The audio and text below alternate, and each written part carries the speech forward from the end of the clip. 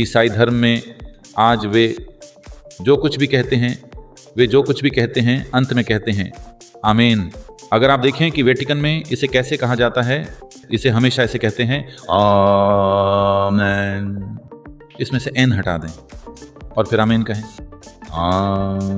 अब आधुनिक विज्ञान आपके सामने साबित कर रहा है कि समूचा अस्तित्व बस एक स्पंदन है।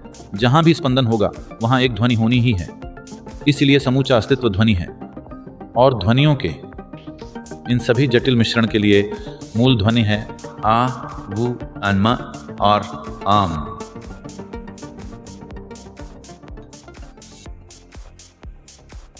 नमस्कार, प्रणाम, जय श्री कृष्ण, जय श्री राम। स्वागत आप सभी का एक और रिएक्शन वीडियो में। सबसे पहले तो वीडियो को लाइक कर दीजिए और कमेंट सेक्शन में ओम नमः शिवाय हर हर महादेव जरूर लिखिएगा। चैनल पे नए आए हैं तो चैनल को सब्सक्राइब कर लीजिए।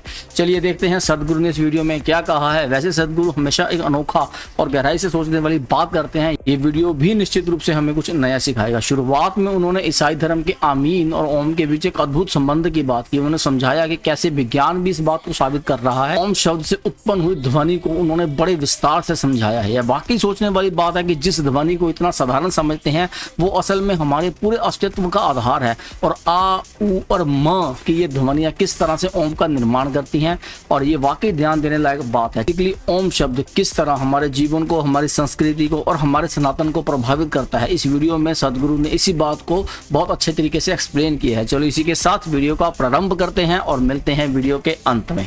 अगर आपको किसी तरह की ध्वनि का उच्चारण करना है जीभ का इस्तेमाल किए बिना, तो आप किन ध्वनियों का उच्चारण कर सकते हैं? मैं चाहता हूं कि आप प्रयोग करके देखें। जीभ का इस्तेमाल किए बिना आवाज़ निकालने का प्रयास करें। हाँ, निश्चित रूप से आप आ कर सकते हैं। संभव है। हाँ, संभव है। एक ऐसा व्यक्ति जो बोल नहीं सकता, एक व्यक्ति जो गूंगा है, वो कौन सी आवाजें निकालता है?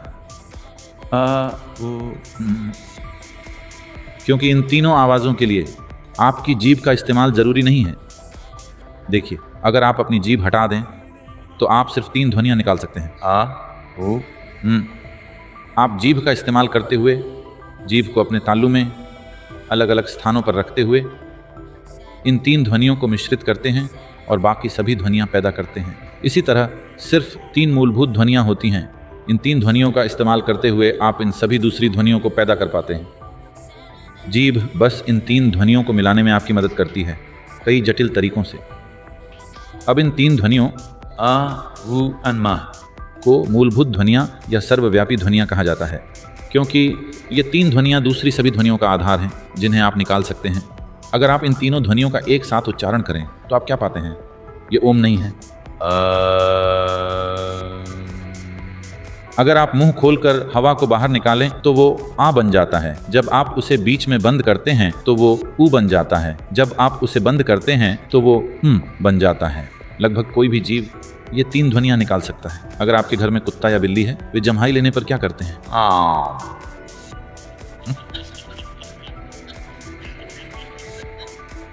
अगर वो अपना मुंह खोलते हैं तो आ की ध्वनि निकलती है। आधे में वो ऊ और बंद करने पर हो जाता है। तो ये 3 मूलभूत ध्वनियां हैं जो उन सभी दूसरी ध्वनियों का आधार हैं जिनका उच्चारण आप कर सकते हैं। उन्हें सर्वव्यापी ध्वनियां क्यों कहा जाता है? आज आधुनिक विज्ञान आपको बताता है कि समूचा अस्तित्व बस ऊर्जा का एक स्पंदन है।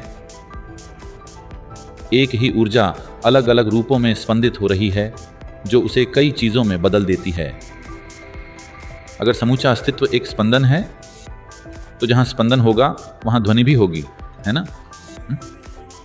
जहाँ स्पंदन होगा वहाँ ध्वनि भी होगी। तो ये संपूर्ण अस्तित्व ध्वनियों का एक जटिल मिश्रण है। ये एक तरह की ध्वनि है, वो दूसरी तरह की ध्वनि है। हर आकार की एक खास ध्वनि होती है। अगर आप ध्वनि को मापने वाले उपकरण ऑसिलोस्कोप में कोई ध्वनि डालें तो उसकी फ्रीक्वेंसी, विस्तार और ध्वनि के दूसरे आयामों के आधार पर वो एक खास आकार बनाती है। इसका अर्थ है कि हर ध्वनि से एक आकार जुड़ा होता है। इसी तरह हर आकार के साथ एक ध्वनि जुड़ी होती है।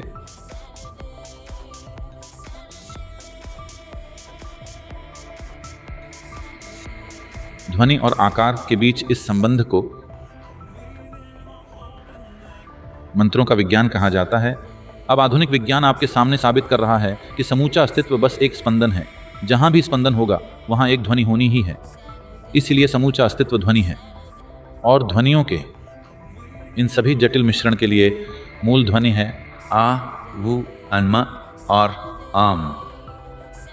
ओम को सर्वव्यापी ध्वनि, मूलभूत ध्वनि के रूप में देखा जाता है।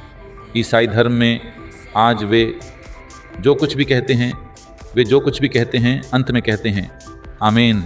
अगर आप देखें कि वेटिकन में इसे कैसे कहा जाता है, इसे हमेशा ऐसे कहते हैं आमीन। इसमें से एन हटा दें और फिर आमीन कहें आमीन। आमीन से आप एन निकाल दें तो ये बस ओम रह जाता है। आज ये आमीन अमेरिका चला गया है और बन गया है एमेन। ये सब जो हुआ वो सांस्कृतिक और भाषाई विकृतियां हैं। उसी इलाके में जन्मे इस्लाम में भी उन्हीं सांस्कृतिक और भाषाई प्रभावों के कारण आमीन कहा जाता है। इन हटाकर आमीन कहें ओह वही ध्वनि, क्योंकि जहाँ भी कोई मनुष्य अपनी प्रकृति से मौन हुआ है, स्कूल में शिक्षकों द्वारा चुप कराने से नहीं, अपने कानों को बंद करने से नहीं, जब आप अपनी प्रकृति से मौन होते हैं तो ओम ध्वनि आपके सिस्टम में स्पंदित होगी, क्योंकि आपके भौतिक अस्तित्व के लिए मूलभूत ध्वनि ओम है। जब ओम स्पंदित होता है तो वो आपकी नाभि के ठीक नीचे से शुरू होकर आपकी नाक के सिरे पर ख़त्म होता है। ये स्पंदन अपने आप घटित होता है। तो जब भी कोई इंसान वास्तव में मौन होकर बैठा, जब उसके अंदर संपूर्ण मौन था, तो वो हमेशा जिस ध्वनि के प्रति जागरूक हुआ वो है आम। जब उसने उसे संप्रेषित किया तो वो भाषाई और सांस्कृतिक प्रभावों के अनुसार समय के साथ विकृत हो गया। भारत में भी आम बन गया है ओम। यह ओम नहीं है। अपना मुंह खोले और बोलें आ, अपना मुंह थोड़ा बंद करें, यह बन जाएगा ऊ, पूरा बंद करने पर यह हो जाएगा ओम। ध्वनि के अनगिनत फायदे हैं। आज भी जब कोई यहाँ किसी तरह की मनोवैज्ञानिक समस्या के साथ आता है तो पहला परामर्श हमेशा ओम होता है। कुछ सप्ताह तक इसे कीजिए, आपके अंदर ठहराव आता है। फिर हम दूसरे पहलुओं की जांच करते हैं। मैं आपको सैकड़ों लोग दिखा सकता हूं जिनके लिए मेडिकल तौर पर यह माना जाता था कि उन्हें जीवन भर मनोचिकित्सा की दवाओं पर रहना होगा। उन्होंने सिर्फ ओम का जाप करते हुए दवाओं की ज़रूरत खत्म कर ली है। अगर आप अत्यधिक भय, विकृत और बुरे सपनों से पीड़ित हैं, आपका मन और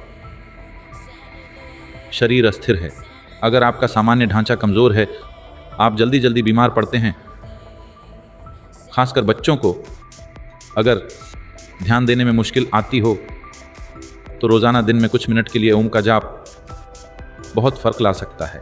अगर आपको ये समस्या है कि आप जीवन में कोई भी चीज़ एक ख़ास दृढ़ता से नहीं कर पाते, तो ओम का रोज़ाना जाप आपके लिए वास्तव में रूपांतरकारी हो सकता है।